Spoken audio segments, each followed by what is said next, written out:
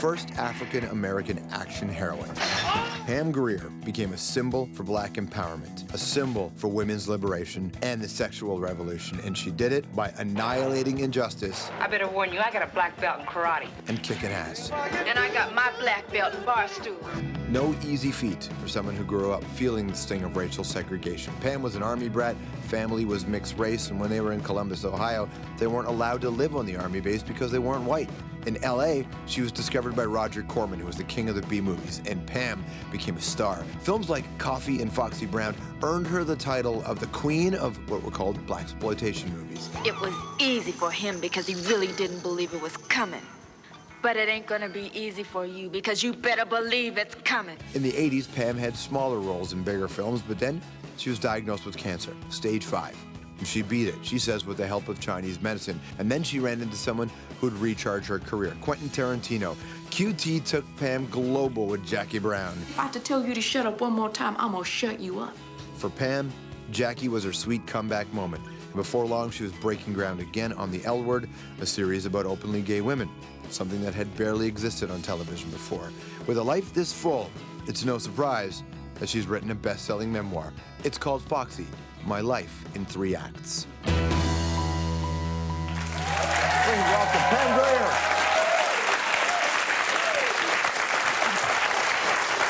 Namaste. How are you?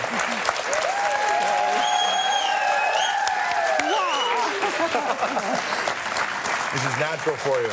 Yes, it is. It's nice to see you. Thank you. Thank you for the invitation. Of course, Why aren't you in the States? Why am I in the States? Because I like this country. No, I know, but Aaron. Well, we might be. Aaron might be. We might be. No, We no. might be. We have BBC. We have other stations. Why don't we have you? You're so wonderful. Well, right? Why doesn't Right? Foxy Brown get all crazy and fix that for me? Come on now. No, we would enjoy you thoroughly. Well, thank you. Because we're so close. We are very close. Yes. Absolutely. Black History Month, and you're speaking about it. How has that changed for you over the years, this conversation? Well, I have 40 years. My career is older than you. Just by 6 months. Black history, a lot of the African-American, Afrocentric history wasn't in magazines and books and literature and advertising, so we're catching up now, but we have so many years of great stories to tell. And my grandfather was the first feminist in my family who wanted all the girls to go hunting and fishing and shooting, because he's from Wyoming. So, and they're from the Black West, they call it the Underground Railroad. Mm-hmm. So I had brought this independence and this courage to urban films. And it shocked everyone. Look at her jumping and shooting, and she doesn't even flinch when she squeezes the trigger, right? So, but that was what I wanted to bring, the balance of showing what rural and urban was about, because everyone thinks I'm from New York, I'm urban, I'm street. I can hang it, I can do it. But I brought that sensibility, and then I would be able to tell stories of history, because now that I got your attention, I can reveal my lore, my folklore, if you will. Was that always the plan? The plan was to be able to get those stories and get that message across? No, I was forced, I was pushed. Well, I was in pre-med, and I was working 3 jobs to put myself through school. And my psychology professor, he said, Pam, what do you really want to do? I mean, you're working so hard. I said, I want to do films. And at that time, there were only 4 film schools in the U.S. Now, it's the 70s, it's early 70s. Black Panther, Patty Hearst, college unrest, riots, anti-Vietnam War. I mean, we're a rising voice of the youth. And the women's liberation movement. So I drove into town, totally radical, flannel, Timberland boots, $9.95. They're now $400. Yeah. And a radical student. Yeah. I was a borderline Black Panther student. If you feed someone, they can feed themselves for the rest of their lives. No affirmative action, no giving.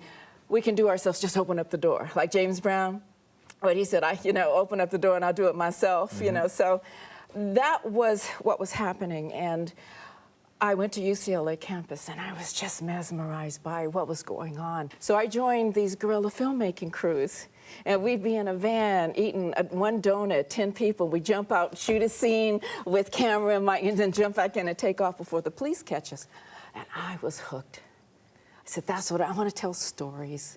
But what you guys were able to do in that era, it's also called the jiggle factor. You were able to wear almost nothing at times. Well, it's women's movement. We burned our bras. Right, it's fair enough. Jiggle. But it would jiggle. But here's the thing. I saw you do that in a movie when I was 15. That just completed my life. He hasn't been right. He hasn't been right since. But what I'm saying is that you were able to. You have nightmares? No, I wouldn't call them nightmares. I knew I was gonna get it out of him. But you were able to do that, right, and have all that going on and still be embraced by the feminist movement. Well, that's what it was. Gloria Steinem said a woman can be pretty and beautiful and sexy for herself, but not to lure a man. You couldn't do that now, though. No, they're already doing it. Look at the videos. Yeah, but they're Look at Rihanna. But they're not embraced by the feminists. It's not a political agenda, a subtext underneath, because I already gave them that. Go ahead, shake it. Yeah. Think about where your life is from where your life was. I mean, when you were 6 years old, I mean, you were traumatized, victim of trauma, right? Yes. And yes. I became a revolutionary. In that moment? From that moment. Victim of sexual abuse. That was the first one. And then I was told to not tell, because it would have made my family implode. Because it was within the family. Yes, so it was in the family and neighbor kids. So it was a horrible experience, and they told me not to tell. So I became this silent child, and they thought I was autistic. Tragically, but it worked. I could get over not doing dishes and making my bed and things like that. But then I couldn't reveal to my family, so I lost my family. I was separated from my family, within the family. You couldn't reveal to them what you were feeling or what happened to you? What happened, because my grandfather, who taught me how to hunt, shoot, and kill, he would have been very angry and upset, and family members and friends. So you can imagine, and that's what happens. That's why a lot of women and young men don't tell, because they may not be believed, or there's going to be stigmas and repercussion. And the police, everyone's brought in, and so it's chaotic. So I lived with that. But do you have, you must have developed some profound, reasonable trust issues after that. Yes, yes. Matter of fact, I want to fingerprint you, call your mama, and everything else. You know, so the third time, I started fighting. I said, I'm not going to die. You're not breaking my neck. I'm going to break something else on you, but you're not hurting me. And I started breaking furniture, and I fought, and that's when I became Coffee and Foxy Brown and Sheba Baby. And that's when I started fighting for my life, saying, you're not going to take this from me. I'm just now regaining it back. And I fought, and I left the apartment, this Holloway Boulevard. An actor named Sal Mineo had died in one of the apartments. And so I'm walking down Holloway, back down Sunset, and here's Roger Corman's office. And I'm walking down the street, my clothes are torn and disheveled, and I'm talking to myself, and people are like, look at her, she's on drugs. And I walk back to my job, and all the secretaries know something happened. And they wanted to go seek revenge and go find him. And I said, no, Sun Tzu, the art of war, I'll get him at some time. I will get him later. I promise you. So I was very quiet, very determined, and then I said, I'm going to take that job that Roger Corman has offered me to go to the Philippines and learn filmmaking, kick a little ass, find my womanhood, find me. Wow. And that was the journey. Stick around. We're going to have more of our conversation with Pam right after this.